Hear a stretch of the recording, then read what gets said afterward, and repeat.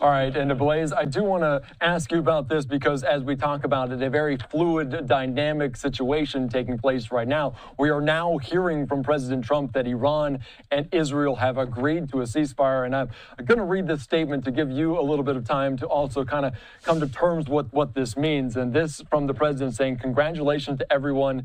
It has been fully agreed to by and between Israel and Iran that there will be a complete and total ceasefire in approximately 6 hours from now when Israel and Iran have wound down and completed their final missions. For 12 hours, at which point the war will be considered ended.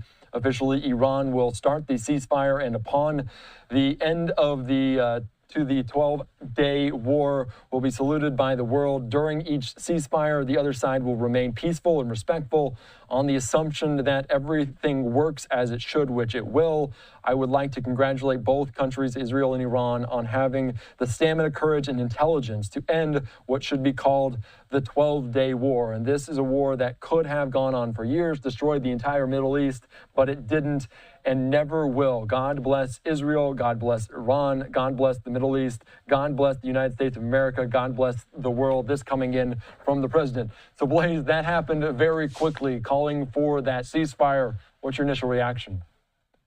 Well, I think this is a clear demonstration of peace through strength and the role that American might plays in keeping our country and the world safe. It was the U.S. entry into this conflict, the demonstration of both the capabilities that we have and the will to use them that I think has led to this possibility of Iran backing down and also of eliminating the rest of Iran's nuclear program, which now enables this conflict to end. So rather than the World War III and the possibility of endless wars that many were concerned about, it was the U.S. use of force that really made possible peace in this case, and it's hopefully a good outcome for the United States and for Israel now that Iran has largely been defanged.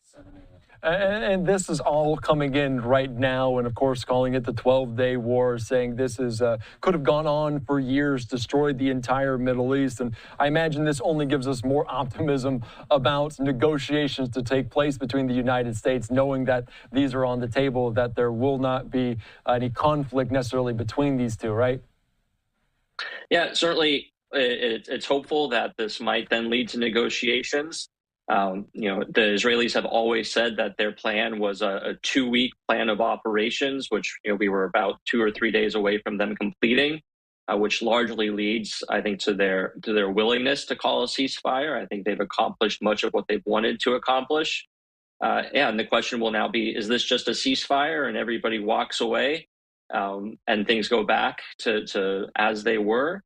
Or will this lead to more negotiations and a deal that might actually fully dismantle Iran's nuclear program? All right, but another obvious positive step forward for the region. All right, Blaise Mistal, thank you so much. I appreciate your time, your insight here on Live Now from Fox. Thanks for having me, Andy. All right, thank you so much. All right, we're continuing to follow all of these breaking news events coming in real time as President Trump saying congratulations to everyone, saying it has fully agreed between Israel and Iran that there will be a complete and total ceasefire. Of course, this, again, the post on social media, on Truth Social from the president saying officially Iran will start the ceasefire, and upon the 12th hour, Israel will start the ceasefire. Upon the 24th hour, an official end to the 12-day war will be saluted by the world. So, of course, during each ceasefire, the other side will remain peaceful and respectful. So obviously a big news coming in here just past 6 o'clock on the East Coast about this ceasefire between Israel and Iran. We'll see what comes next here on Live Now from Fox. We'll keep our eyes on it. Right now, we'll slide away for a quick 2-minute break.